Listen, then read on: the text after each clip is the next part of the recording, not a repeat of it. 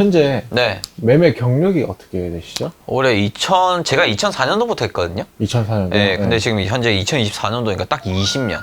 2004년도면 그때 당시에 그 주식을 먼저 그때 시작했나요? 이제 주식 먼저 하다가 네. 그다음에 ELW라고 워런트가 있거든요. 네. 워런트 거래하다가 이제 옵션 거래하다가 이제 국내 선물 하다가 이제 FX 마진 좀 하다가 이제 해외 선물로 이제 넘어온 케이스죠.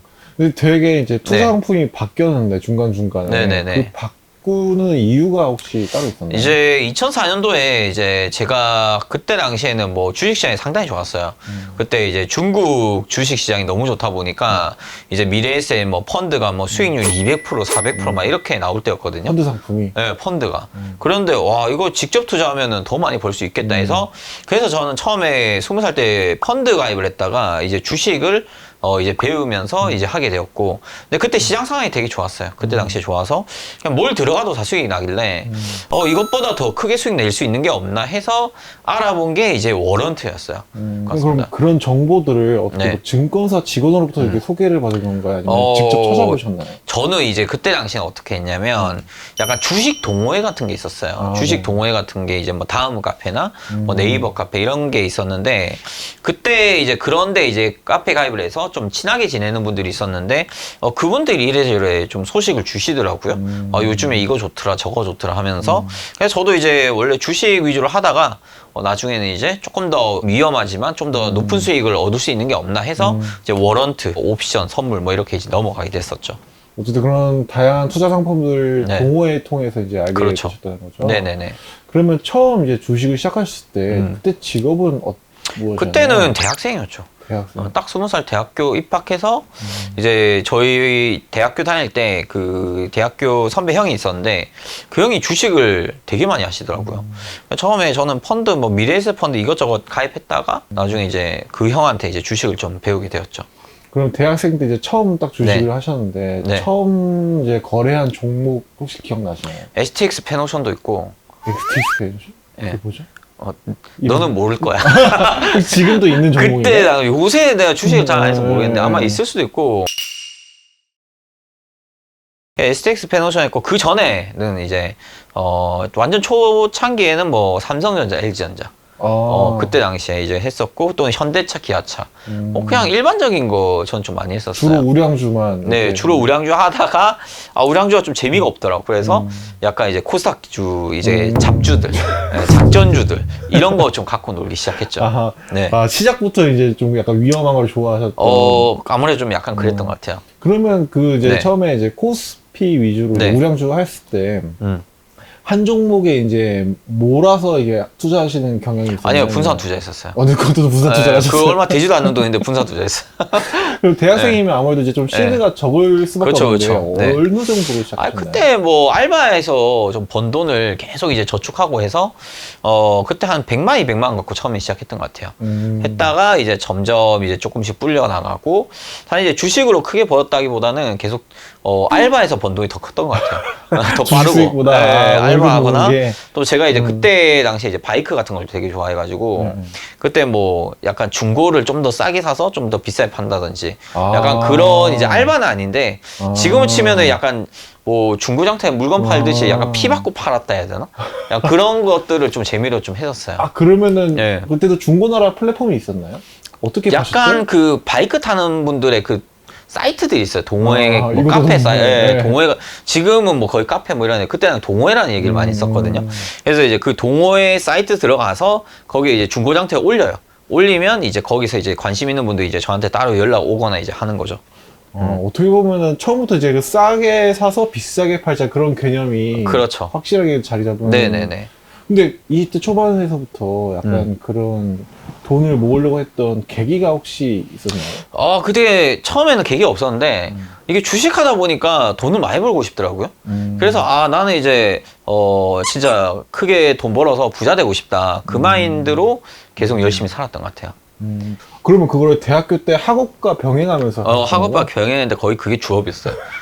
거의 그래갖고 공부를 안 해가지고 주업이었어요? 네, 시험 기간 때만 공부해서 그 성적은 썩 좋지는 않아요. 네. 네, 그게 더 재밌더라고요, 저는 개인적으로. 네. 싸게 사는 뭐 노하우 같은 게 있나요? 그냥 뭐 가서 좀 얼마, 원래는 10만 원 사기로 했던 거 가갖고 8만 원 좀 해달라. 약간 좀, 뭐, 깎는 거죠. 뭐, 깎고, 뭐. 그러다, 그만두게 된 건 있다. 나중에 회사 생활을 이제 하게 됐어요. 제가 대학교 졸업하고, 이제 얼마 뒤에 이제 회사 생활을 하게 됐는데, 그때 어차피 할 수가 없어가지고, 너무 바쁘니까. 그래서 이제 그때는 어쩔 수 없이 그만두게 됐죠. 네. 그러면은 이제 주식을 2004년도에 처음 시작하셨다고 하셨는데 해외 선물은 그러면 몇 년도에 시작하신 거예요? 원래 선물 자체를 제가 2004년도에 하긴 했어요, 옵션을. 그러니까 그때는 해외 선물 종목 자체가 뭐 딱히 메리트가 없었고, 뭐 딱히 많지도 않았어요. 그때 뭐 선물 FX 옵션. 마진이었고, 그쵸. 국내 선물 옵션. 그게 거의 세계 2위로 거의 변동성이 제일 많았고, 지금은 지금 뭐 항생 수준이었거든요. 그때 국내 선물 시장이 정말 좋았었는데, 그때 옵션 하는데 뭐 5,000원, 만원, 10만원 뭐 이 정도만 있어도 거래할 수 있었던, 그러니까 되게 문턱이 되게 낮았어요. 주식 장벽이 낮았다. 그렇죠. 그래서 저는 2004년도에 펀드 하다가 주식 하다가 워런트 하다가 바로 옵션 넘어갔어요. 그래서 지수 옵션 거래를 하다가 이제 왜냐면 옵션은 조금 갖고 할 수 있는데 선물 같은 경우에는 국내 선물 한 2천만 원 그때 당시에도 있었어야 되거든요. 근데 국내 선물 할 돈은 없으니까. 그래서 이제 옵션을 선물처럼 이제 거래를 했었죠. 혹시 그 선물 옵션도 동호회에서 알게 된 건가요? 그렇죠. 모든 걸 동호회에 하게 됐죠. 혹시 그 그때 당시에. 동호회를 나 이제 좀 네. 잃었을 때 원망하거나 좀 동호회 탈퇴 같은 거는 생각 안 해보셨어요? 그냥 사실은 각자 플레이라 가지고 정보만 얻고 그래, 정보만 얻고 나는 이렇게 보는데 너 어떻게 보냐 뭐 이런 뭐 약간 선택은 내가 예, 대화방 같은 게 좀 있었고 지금처럼 뭐 리딩하고 막 그런 건 딱히 없었던 것 같아요. 그 그때 당시에. 동호회 지금도 가입 아니 지금 사이트 자체가 없어졌어요. 지금. 예, 옛날에 좀 있었는데 하여튼 지금 한번 찾아보니까 없더라고 이제. 혹시 그럼 연락하는 사람도 없으세요? 한 명도 없어요. 한 명도 예, 없어요. 난 그때 내 번호도 내가 뭔지 몰라요. 네. 어쨌든 그럼 아까 다시 그 선물 옵션 얘기를 돌아와서 선물 옵션 하셨을 때는 직업이 어떻게 되셨어요? 선물 옵션 할 때 이제 처음엔 대학생이었고 네, 대학생인데 그때 아까 말했다시피 알바하거나 뭐 바이크 장비 사서 또 사고 팔고 하면서 좀 차익을 많이 봤었거든요. 그래서 이제 좀 차곡차곡 돈을 좀 모아놨었죠. 모아놨고 그걸로 이제 주식 자금 계속 불리고 또 옵션 거래하고 했는데 처음에 옵션 거래할 때 괜찮았어요. 500만 원으로 처음에 시작을 했었는데 20살 때 500만 원 가지고 한 며칠 만에 일주일도 안 된 거 같아요. 2천만 원 좀 넘게 벌었어요. 자, 몇 살 때라고 하셨죠? 20살 때. 20살 때요? 주식도 20살에 하고 네, 그쵸. 한 해에 있었던 그쵸, 한 해에 이게 있었던 일. 아주 빠르게 흘러간 거예요, 이게. 왜냐면 아주 빠르게 흘러간 거예요, 지금. 주식도 네, 모든 게 20살에 이루어졌어요, 이게. 네. 네. 왜냐면 자꾸 이게 잘 됐어. 그러니까 운이 좋았어, 저는. 그 펀드 하다가 잘 됐어. 빼가지고, 주식 하다가 또 빼가지고, 워런트 거래했는데 워런트도 잘 먹히고, 워런트가 좀 약간 복잡한 뭐가 있거든요. 그 프리미엄이나 뭐 이 거래한 것들이 좀 있는데, 이거 할 바에 그냥 옵션 해라 해서 워런트 한 몇 달 하다가 바로 옵션 넘어간 거예요. 그냥 옵션을 해서 사실은 되게 오래됐죠. 옵션 거래를 좀 오래 했죠. 옵션 거래하다가 국내 선물 주식, 지수 보면서 이제 거래하면서, 이제 옵션 하다가 이제 FX 마진 좀 넘어갔었고. 근데 옵션에서 거의 20살 때부터 하면서 운 좋게 벌었는데 그게 이제 한 방에 나가리 되더라고. 근데 20살 때 이게 옵션을 한 사람이 그게 많지가 않을 없죠. 텐데. 그때는 옵션 자체가 하는 사람이 진짜 극소수였어요. 그때 당시에. 그러니까 대학생들이 주식하는 것도 좀 열심히 한다 했는데 선물도 아니고 옵션을 할 정도면 거의 안 했거든요. 옵션. 근데 뭐 제가 이걸 제 친구들한테 옵션에 대해서 막 설명하잖아요. 뭔 소리인지 이해를 못해 애들이. 그게 뭔데? 이런 코를 뭐 푸셔. 그냥 됐다. 대화를 안 해 내가 나중에. 그냥 그 사람들이랑 더 친해지고 어울리고 막 그랬었죠. 그러면은 그 20살 때부터 이제 막 뭐 뉴스 꼬박꼬박 챙겨보고 코스피 지수 매일 체크하고 그렇죠. 예, 그렇죠. 그때 이제 페인처럼 샀죠. 미국 주식 보고 미국 그냥 다우나 나스닥 흘러간 것 좀 체크하고 다음날 이제 우리나라 시장에 영향을 주니까 이제 그런 것들 좀 많이 봤었죠. 아무래도 고등학교 생활하고 이제 바로 그 다음에 20살 때부터 이제 그런 생활을 하셨던 건데 네네. 좀 뭔가 본인 스스로 좀 이런 좀 성취감 같은 게 있었나요? 벌 때는 성취감이 있고요. 날리면은 좌절감이 있어요. 좌절감 있어요? 둘 다 왔다 갔다 하는데 이제 날리는 게 나중에 많아지니까 그 운 좋게 이제 벌었던 거죠 앞에 것들은. 근데 날리니까 또 이제 그것도 이제 어떻게든 다시 좀 해보려고 또 이래저래 뭐 알바하고 또 장비도 다시 샀다 팔다 하는데 그 수익 그 이래저래 돈 버는 것보다 나가는 돈이 한 방에 그냥 짧게 나가니까. 그게 옵션으로 이제 뭔가 될 것 같은데 이게 안 되는 거예요, 자꾸. 그래서 뭐 양매수도 해보고, 양매도도 해보고, 뭐 이래저래 몰빵도 했다가 물타기 했다 다 해봤어, 진짜. 다 해봤는데, 이 죽도밥도 안 되더라고. 그래서 그때 깡통 여러 번 차면서, 21살이 되고 22살이 되고 이제 가더라고. 그러면서 이제 중간중간 몇 달 동안 또 매매를 못 해요. 돈이 없으니까. 대신 차트는 봐. 그럼 또 그 사이에 또 돈을 모아. 또 한 몇 달 만에 하는데 그 일주일, 2주 만에 나가고. 그럼 그런 생활을 20살부터 네. 22살 때까지. 그렇죠. 그때 꿈은 이제 생명 연장의 꿈이라고. 그게 뭐지? 계좌 생명이 연장이 좀 됐으면 좋겠는데 얼마 가질 않아가지고 좀 그럼- 많이 힘들었어요. 한 2년, 3년에 그렇게 하셨다는 건데, 보통 얼마의 시드를 이렇게 알바해서 모아가지고 이제 또 옵션 해보고 얼마였어요? 그게? 그때 뭐 한 200만 원, 300만 원. 200만 원? 예. 모으면 또 이제 그렇죠. 옵션 해보고. 왜냐면 그때 당시에는 옵션이 증거금이 안 비싸가지고 200만, 300만 원 갖고도 충분히 거래할 수 있었거든요. 네. 그냥 200만 원 갖고도 뭐 1000만 원 만들기 뭐 이런 게 좀 있었어요. 나름 프로젝트들이 네. 사람들끼리. 200만 거, 야, 1000만 찍었다 이러면 한 일주일도 안 돼서 찍고 막 이렇게 했다가 또 한 방에 나가고. 예. 그 수익금 좀 빼야 되는데 그 빼지 않고 자꾸 복리로 한 거예요, 사람들이. 1000만 갖고 이제 1억 만들기 막 이렇게 하다 보니까 이제 좀 운이 안 따르는 거죠. 그러면 그 200만 원 갖고 이제 시작했을 때 네. 어느 정도까지 됐어요? 그때 다 하죠. 운 좋을 때는 한 달 내내 수익이었어요. 한 달. 한 달 가고 마지막 날에 한 방에 한 달께 쑥 없어지더라고. 그래갖고 유통기한이 맥시멈 한 달이었던 것 같아요. 네. 그럼 짧으면 하루에도 청산당한 일이 짧으면 그래도 하루는 아니고 한 2, 3일. 2, 3일. 네, 2, 3일 좀. 왜냐면 이게 딱 날라가면 몇 달 동안 좀 쉬는 동안 또 공부를 해요. 내가 왜 그랬을까 이제 한 번 더 돌아보고 하는데 그래서 또 막상 하면 또 초반에 며칠은 또 잘 돼. 거다 또 중간중간 정신이 잃는 거예요, 이제 하다 보니까. 약간 근데 어쨌든 그렇게 페인 생활을 네. 하셨다고 하셨는데 주변에서 이게 좀 만류하거나 그런 건 없었나요? 만류할 수도 없는 게 내가 뭘 하는지를 몰라요, 애들은. 아. 예, 그러니까 아씨 또 돈 날렸다 이러면 그거 왜 한대는 거. 그딴 거 약간 도박으로 생각을 한 거야. 당연히 모르고 하니까 도박은 맞죠, 뭐 따져보면. 근데 어쨌든 그때는 좀 많이 좀 부족했던 게 보였어요. 그래도 대출은 안 받고 돈 그래도 열심히 모아가지고 대출을 할 수가 없었어요, 그때. 대출을 하고. 근데 이제 카드로냐 뭐 이런 거 할 수 있었는데 저는 그렇게까지는 안 했어요. 대출 안 그때는. 받았다? 예, 그때는 그렇게 안 했어요. 네. 그러면 그렇게 해서 이제 그 이후에는 어떻게 됐죠? 그 후에 이제 회사 취직 전까지 이제 한 24살쯤에 24살 초반이었나? 23살 후반이었나? 그때 이제 처음으로 이제 지인 돈을 좀 빌렸죠. 부모님 돈, 빌렸다? 뭐 투자를 받은 건데 네. 어쩌면 빌린 거예요, 따져보면. 처음에 이제 벌어서 얼마 줄게 해서 했다가 이제 다 날려먹은 거예요, 그걸 또. 희한하게 돈이 딱 들어오면 그날은 날린 날이더라고. 돈이 들고. 그래가지고 아무튼 그러면서 이제 빚을 지게 되고 처음으로 제가 이제 회사 취직을 해야겠다 해서 회사 취직하고 3년 동안 이제 거의 매매를 쉬었어요. 매매 쉬고 차트 분석하고 공부하고 그때 근데 그 회사 생활이 되게 저는 좋았던 것 같아요. 그때 그 기간이 없었으면 더 페인이 됐을 것 같고 그 기간 동안 강제로라도 이제 매매를 쉴 수밖에 없었고 오히려 그 3년의 기간 동안 뭐 회사 생활 하면서 돈도 벌죠. 그걸로 이제 빚도 갚고 생활비 쓰죠. 그러면서 이제 매매 기법도 이제 만들어 갈 수 있는 기간이었단 말이에요. 그때가 정말 힘들었는데 지금 생각하면 그때가 제일 가치 있었던 그 기간이었던 것 같습니다. 그러면 빚을 다 갚고 또 네. 자금이 또 어느 정도 모였었나요? 3년 다 하고 빚 다 갚고 뭐하고 하니까 내 수중에 한 500만 원 남더라고. 500만 남아서 한 일부 생활비 한 100만, 200만 원 떼고 그리고 이제 회사 퇴직할 때가 딱 4년 차예요. 3년 끝 4년 차쯤에 그때 이제 퇴직 전에 직장인 대출 다 받았어요. 뭐 그래봐 2천만 원밖에 안 되는데 어제 그때는 큰 돈이었거든요. 그렇죠. 그래서 이제 2천만 원 받아서 왜냐면 내가 어떻게 될지 모르니까 그리고 그때가 제가 27이었나 그랬어요. 27살이었나?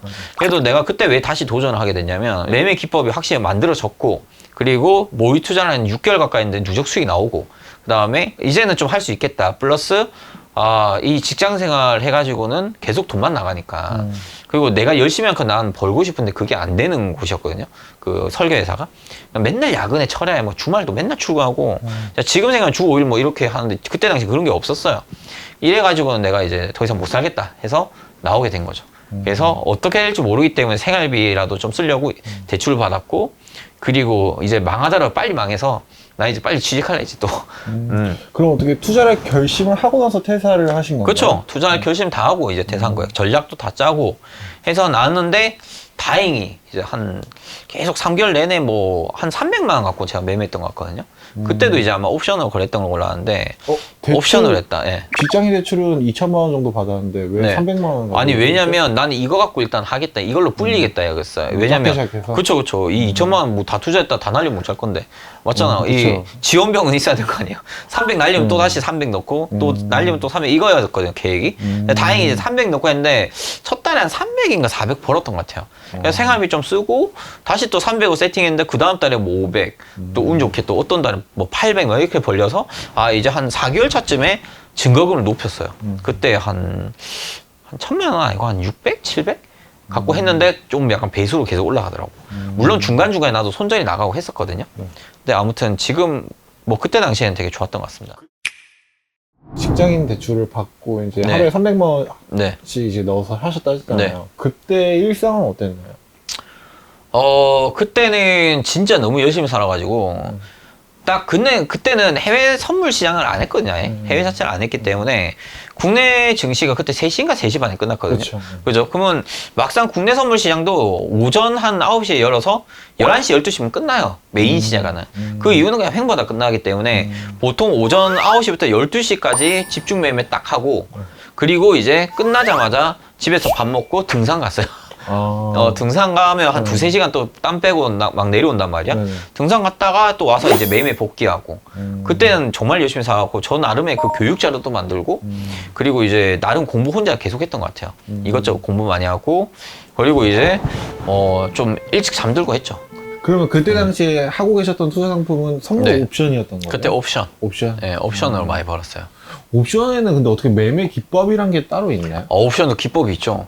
옵션은 이제 선물 차트를 보통 메인 차트로 보고 이제 매매를 하거든요.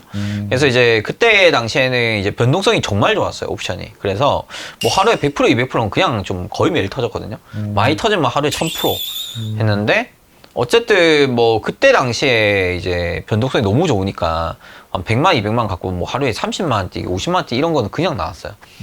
지금은 좀 안 되는데 그게 변동성이 죽어가지고. 그럼 그때 당시에 좀 기억에 남을 만한 좀 사건이 있었나요? 한맥투자증권이 있었거든요. 네. 한맥투자증권 그 사태가 아직까지 기억나는 게 그때는 제가 한 20대 후반이었던 것 같아요. 20대 후반에 저는 그때 잠깐 뭐 지인분들한테 알려준다 방송도 좀 잠깐 제가 하면서 했는데 그때 옵션에 여러 개의 그 옵션이 있었는데 그 중에 한 옵션 행사가가 상한가가 있는 거야. 이거 뭐지? 해서 내가 그때 당시 외국계 증권사 다니는 친구한테 물어봐서 야 이건 뭐야? 이러면서 옵션 거래하고 이거 뭔 사태 터니까 지금 자기네 여의도도 증권사 난리 났대. 좀 있으니까 뭐 어디 증권사에서 주문지금 잘못 놓고 있는 것 같다고 막 그래요. 네. 그랬는데 한맥투자증권이라고 나중에 뉴스 나오더라고.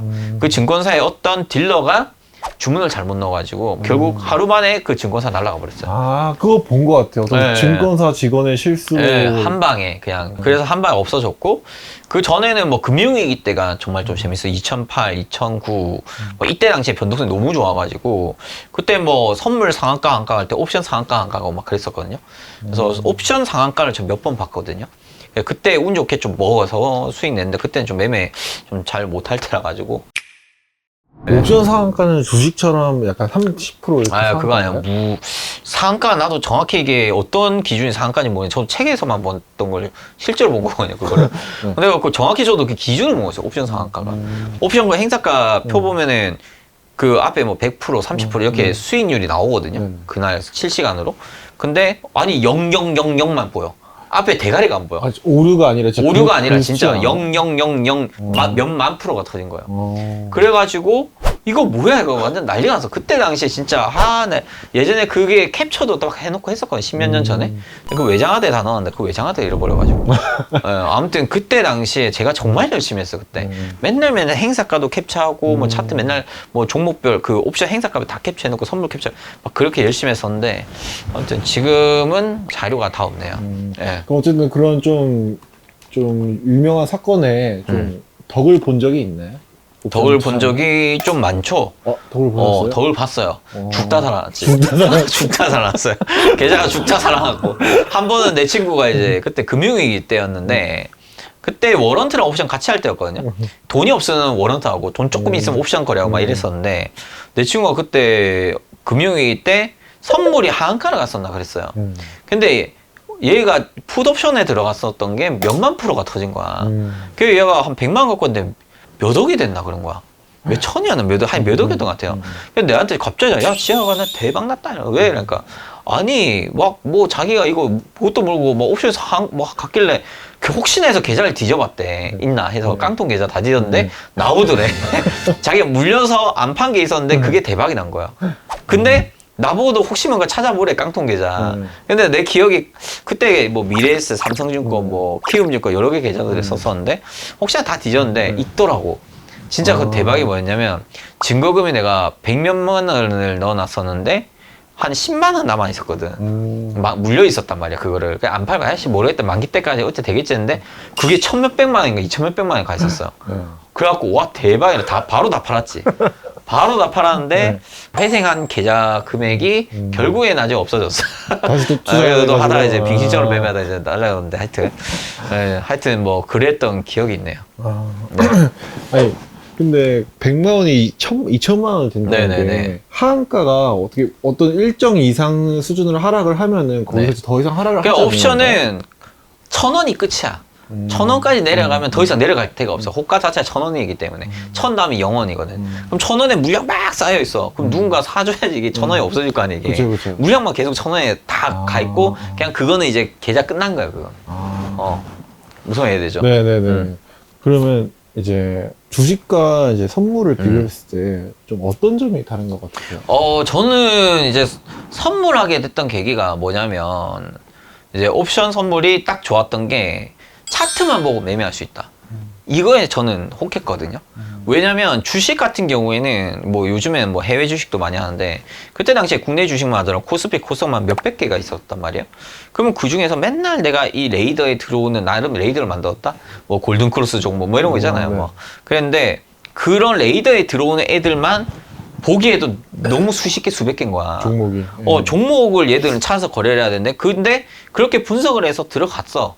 뭐 PER에 뭐 ROE에 뭐 다 뒤집이고 뭐 하고 다 할 거 아니야. 기업 분석에 나와버리고 했는데 기업 분석 제대로 해서 들어간 거는 진짜 몇 달이 지날 수 있나고. 그리고 결국에는 초단타 뭐 다 코스닥이나 이런 잡주로 거래를 해야 되는데 걔들은 지 마음대로 또 움직여 이게. 그러니까 종목을 나름 분석에 들어가도 계속 손실 나고 손절에 대한 기준이 애매한 거야 주식은. 뭐 5% 손절한다 뭐 이러는데 말이 5%지 그때 막상 5% 돼도 또 손절하기 싫어. 왜냐면 갈 것 같거든 또 갑자기. 그러니까 소식에 따라 얘들은 또 좌지우지가 되니까. 그래서 이제 주식 같은 경우에는 내부 정보라든지 이런 정보 싸움에 인해서 뭐 수익을 좀 낼 수 있는 그런 것들이 좀 있었고 특히 종목도 잘 사야 되고요. 세력에 의해서 좀 움직임이 너무 컸어요. 근데 저는 이제 그거에 대해서 좀 질리고 분석하기도 귀찮고 그냥 뭔가 집에서 맨날 데이 트레이딩으로 수익을 낼 수 있는 게 없나 해서 찾아보게 된 게 이제 선물 옵션 시장이었거든요. 왜냐면 얘들 같은 경우에는 차트대로 가. 진짜 뭐 분봉 틱봉대로 보면은 뭔가의 그 지지저항선들이 보이고 진짜 그 지지저항선들에서만 지지저항 탁탁 맞고 돌파되면 뭐 더 따라 붙을 수 있고 그런 이제 뭔가의 그 그림 맞추기라고 할까요? 그래서 이제 되게 종목도 단순하잖아요. 쉽게 얘기하면 지금 해외 선물 같은 경우에는 나스닥, 골드, 오일 뭐 이 정도랑 계속 요것만 보는 거야. 몇 날 며칠 그잖아요. 근데 이제 주식은 맨날 몇 날 며칠 뭐 다른 종목을 또 볼 수도 있고 갈아탈 수 있는 건데 그냥 뭐 맨날 뭐 주식하는 분들은 모르겠는데 같이 이제 선물하는 사람 입장에서는 요 세 종목만 보고 있으면 딱 되는 거야. 맨날 첫날. 그럼 맨날 보다 보니까 이 감이라는 게 또 생기고 뭔가 이제 남들은 모르는 그 지지저항선들이 보이거든. 근데 그런 자리만 탁탁 걸고 매매하다 보면은 진짜 그런 자리에서만 수익이 나요. 그러니까 확률 높은 자리를 이제 파악할 수 있고 차트만 보고 이제 매매할 수 있다는 게 가장 큰 장점이었기 때문에 저는 그러면서 이제 주식은 떠나고 이제 선물 옵션 쪽으로 이제 들어오게 될 수밖에 없었죠. 그러면 이제 해외 선물을 어떻게 하다가 이제 시작하게 됐어요? 원래 FX 마진을 하다가 저랑 그 동호회에 계신 분들이 국내 선물 시장이 어느 순간부터 제재가 들어오기 시작을 했어요. 너무 이제 개인 투자자들이 돈을 많이 날린다 해서 뭐 증거금을 높인다든지 교육 시간을 이수해야 된다든지 뭐 그런 것들이 생기면서 거래량이 줄기 시작을 했어요. 그러니까 예전에 뭐 하루에 변동폭이 뭐 100%, 200%였으면 순간 뭐 80%, 70%, 60% 계속 내려가더니 하나둘 옵션 시장 떠나면서 해외 선물 시장으로 넘어가더라고. 그때 당시에 이제 유로 FX를 제일 많이 했었거든요. 그래서 나보고도 이제 어떤 분들이 국내 선물 시장 이제 하지 말고 저녁에도 움직이는 해선을 해라. 그래서 그때는 낮에는 오전에는 국선하고 좀 쉬다가 저녁에 해선하고 막 그랬어요. 그러면서 서서히 이제 갈아타게 된 거죠. 그렇게 되면 좀 수익은 이제 해외 선물 같은 경우에는 제가 이제 저녁에 이제 매매를 했었는데 아무래도 이제 유로 자체가 초단타 매매밖에 밖에 안 됐거든요. 그때는 뭐 스윙 매매 이런 게 안 됐어. 왜 너무 빨라가지고. 변동이 진짜 너무 빨랐어, 진짜. 지금 유로가 지금 소수 한 넷째짜리인가 다섯째까지 있잖아요. 네. 그때 당시에 내 기억에 소수 둘째짜리까지였나? 그랬어. 그러다가 너무 변동성이 크니까 제재를 한다고 소수 셋째짜리까지 늘렸다가 또 그래도 사람들 많이 하고 변동성 그래도 좋으니까 소수 넷째짜리까지로 바뀐 거야. 그렇게 네, 그러면서 계속 늘려간, 그러면서 유로가 변동성이 점점 죽어가면서 나중에는 이제 뭐 오일이나 골드가 또 대장주 됐다가 그러다가 갑자기 항생이라는 종목이 나오면서 항생이 어마무시하게 움직였죠. 지금은 좀 죽었는데 그러다가 이제 나스닥으로 좀 사람들이 넘어가기 시작을 했죠. 그러면 유로는 어쨌든 통화 종목이잖아요. 네네네. 통화 상품이 유로 말고 또 다른 게 있어요? 뭐 파운드나 엔화, 다 있었던 그죠, 스위스 프랑 뭐 그런 것들이 좀 있었는데 그 중에서 유로가 완전 메인이었어요. 메인이었어요. 예, 그때 유로 변동성 상당히 좋았죠. 지금 유로가 좀 가치가 좀 떨어졌는데 아무튼. 유럽장은 오후에 이제 열리잖아요. 그렇죠, 그렇죠. 그러면 딱 그 유럽장이 열릴 그때 때 변동성이 좀 있죠. 예. 그래서 그때 이제 많은 분들이 매매를 했어요. 저는 이제 처음에는 그 유로 매매를 잘 몰라가지고 처음에는 날렸거든요. 몇 달 동안. 근데 뭐 나중에 하다 보면 비슷하더라고, 국내 선물이랑. 그래서 국내 옵션에서는 거의 많이 벌었기 때문에 옵션에서 벌고 회사에서 좀 날려주고 뭐 그랬던 기억이 있습니다. 옵션 국내 옵션에서 하면서 좀 기억에 남을 만한 좀 수익이 있나요? 당일 몇만 프로 터질 때. 예, 네, 그거를 이제 먹었는데 뭐 그거를 당일날 팔았죠. 당일 상한가 가니까. 다음날 또 가대? 하고, 씨, 이거 들고 있었으면 몇십억인데. 그게 좀 아쉬웠던 기억이 있네요. 몇만 프로면 그래도 수익이 꽤 많이 나왔죠. 수익. 그죠. 뭐, 예를 들어서 100%만 해도 2배 뛰기잖아요. 그러니까요. 1000%면 10배 뛰기고, 네. 10,000%면 100배 뛰기잖아요. 근데 10만 프로가 터진다 생각해봐. 그때는 그랬어. 그때 당시에는. 금융위기 때도 그렇고, 나중에도 한 번씩 그렇게 터졌거든요. 근데 아무튼 그때 그 역사가 지금은 이제 볼 수가 없을 것 같긴 해요. 만약에 지금 선물 옵션이 그때의 변동성이 다시 돌아온다고 하면은 투자 상품을 바꾸실 의향이 있으신가요? 투자 상품 바꿀 수도 있죠. 옵션으로. 옵션으로. 옵션이 재밌어요. 이게 선물은 뭐 한 방향으로 매수 아닌 매도인데 옵션은 양쪽을 다 살 수가 있거든. 그러니까 예를 들어서 이건 분명 밑으로나 위로 크게 간다. 크게 갈 때 먹을 수 있어요. 그때 양쪽을 다 사요, 그냥.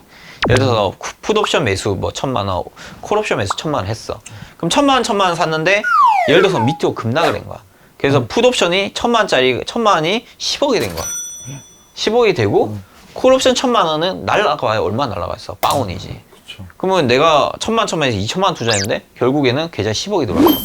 그러면 양쪽 다 사놓고 있다가 한쪽 터지니까 얘는 깡통 내지만 얘는 크게 먹는 거야. 그게 이제 양매수 전략이었거든. 약간 근데 선물도 계좌 2개 터가지고 이렇게 매수를. 근데 선물은